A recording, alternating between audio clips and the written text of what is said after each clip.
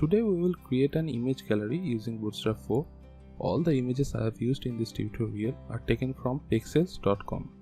The link is in the description. Before building the application, visit GitHub repository I have created for this tutorial. Don't worry, I have put the link in the description. Now click on this commits link and select Gulp 4 with Bootstrap. Then click on Browse Files. It will open the snapshot of the version that contains all the code for base environment. Download the zip or copy repo into your localhost. We will start building our application upon this pre-created environment. I had created a specific video on how to create this environment. If you want, you can check that video first. The link is also in the description.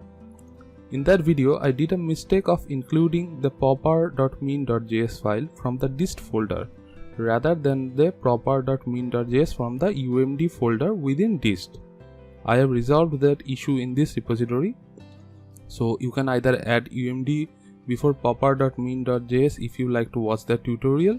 If you are downloading the code from GitHub, then you don't have to worry about anything. I may create other videos on Bootstrap with modern front-end technologies. If I do, then future tutorials will also be added to my Git repo in the same way. Once we have downloaded the code from GitHub, now click on this code link. It will take you back to the latest snapshot of this repo. If you are watching this video after I have added source code of other tutorials over this, then image gallery will not be the latest snapshot. In that case, same way, open the snapshot of the image gallery from commit section. Before you download the images, create an image folder within src folder of the code you have downloaded. Then download these images directly into this new created img folder within src.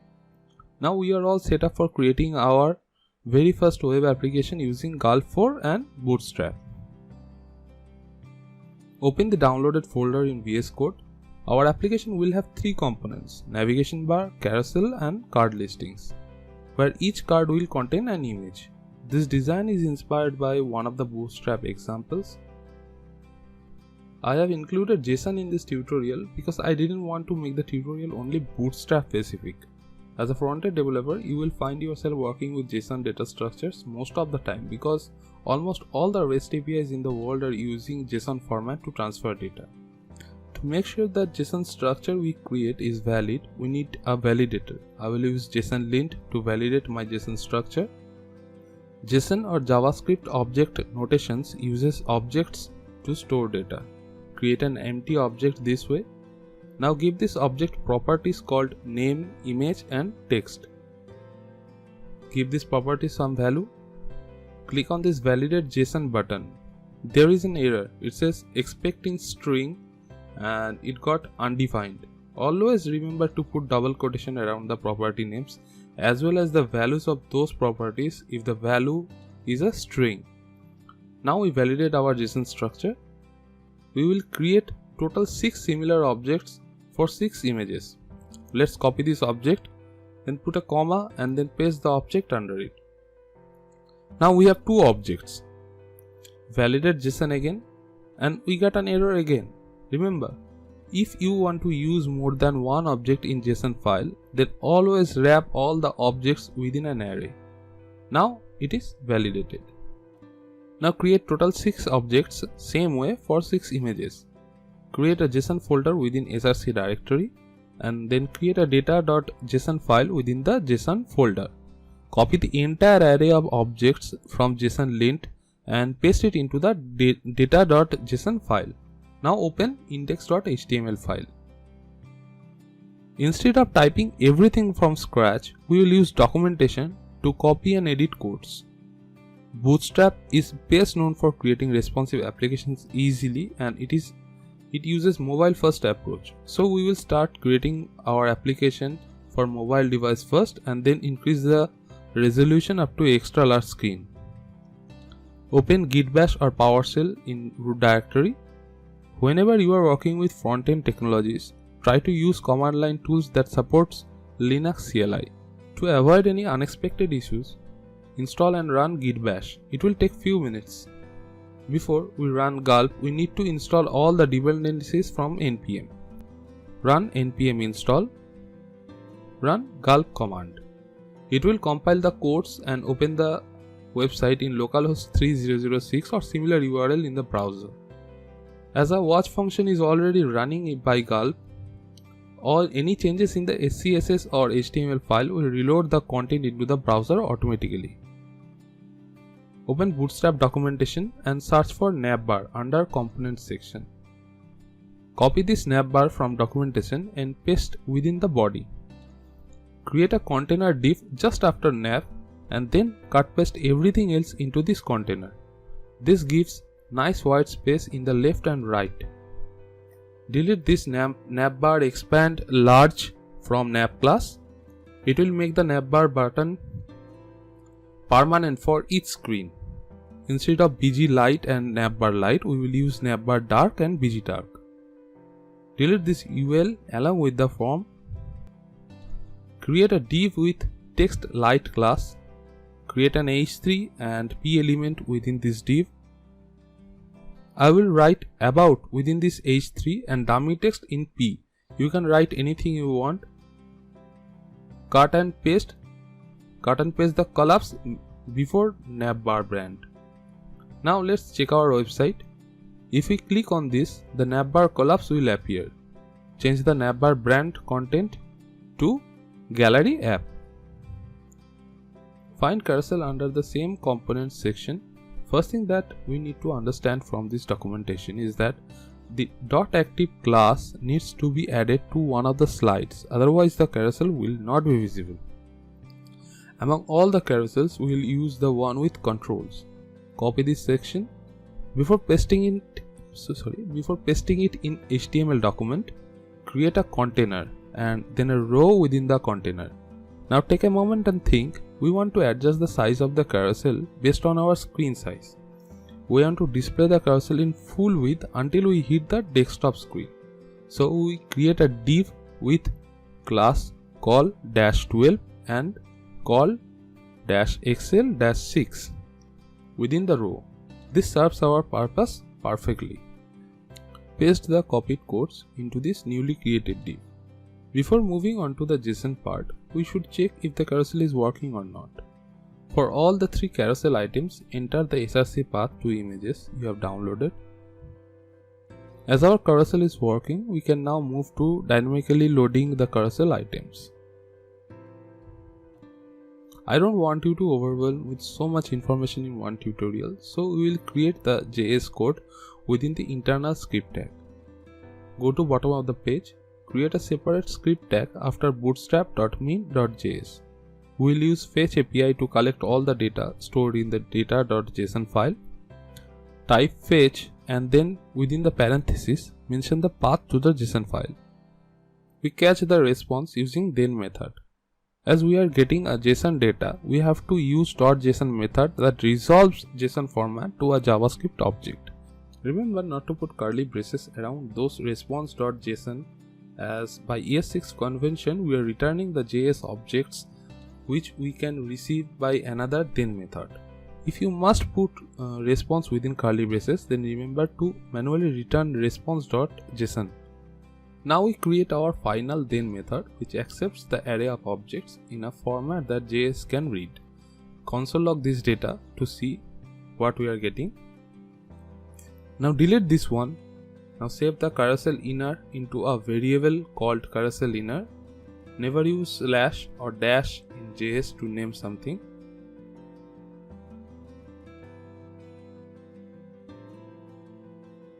Now we create an empty string called carousel inner contains. Please concentrate on the logic that I am going to show you. Stop writing your code and see what I am trying to do. Once I am complete, you can rewind back and follow the process.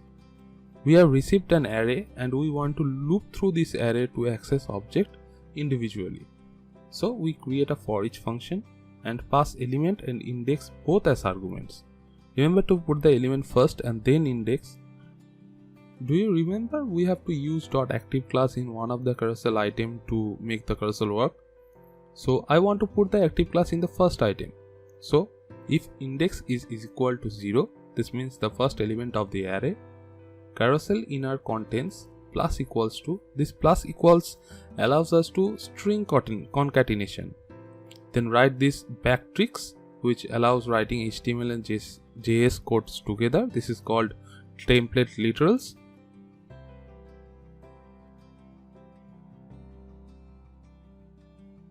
Before writing the JS code, we put dollar and then put the JS property or JS value within the curly braces. Now we copy this entire code and put it in the else part. Just remember to delete the active class from the attribute. After the for each function scope closes, type carousel inner.inner HTML equals to carousel inner contents.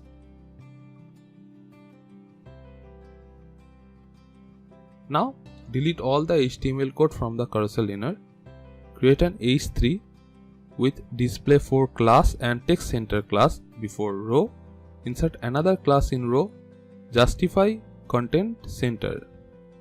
It will center the carousel in large screen size when it will have the 6 grids of the 12 grids of Bootstrap class. Save the changes. Check in the browser if it is working perfectly. All 6 images of the tigers must appear in carousel. Now we will start building our list of cards. So we are ready to start working on the card section. The logic is to show single column per row in small screen. Once we cross the medium screen, we want to show 2 columns per row. Then for extra large display, 3 columns per row. So we create the container and then a row within the container. Give this row an ID image container. Save the image container in constant named image container. Create a variable image container contents to concatenate the values for each iteration. Our for each is already present. We just have to write image container contents plus equals to. Again, this plus equals is for concatenation. Write this section carefully. If you need, you can slow down the speed of the video from settings or check the final code in GitHub repo.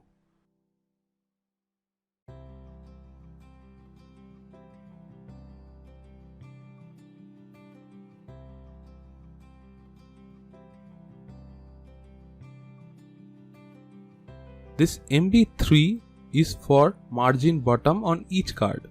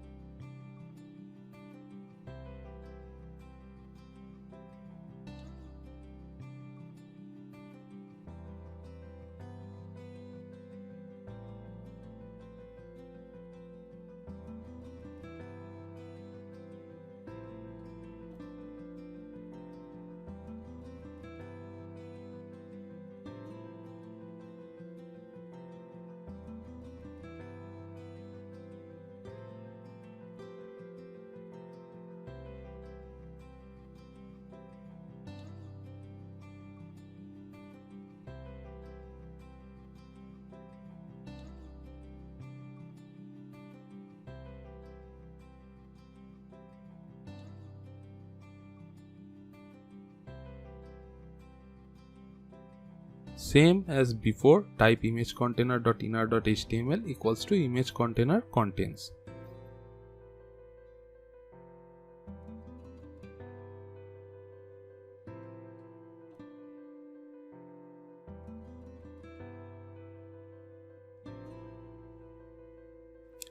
Now let's give some margins and paddings to the divs.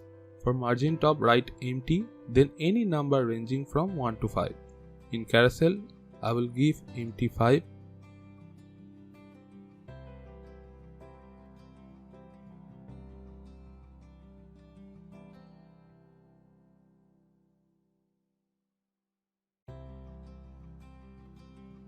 The card container will have y5. Y allows assigning margin in top and bottom both sides, simply in vertical direction. We have already provided margin bottom to the cards in the JavaScript section. Before ending this tutorial, let's create a container before card list that will say our album and add some dummy text under it.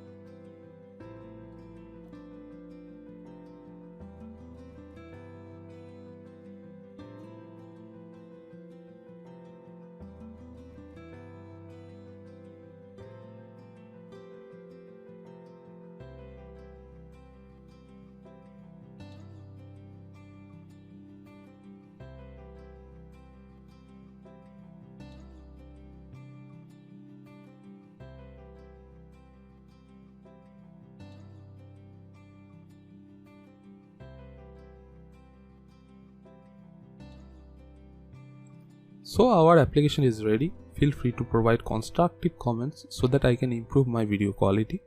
Don't forget to like and share. Have a nice day.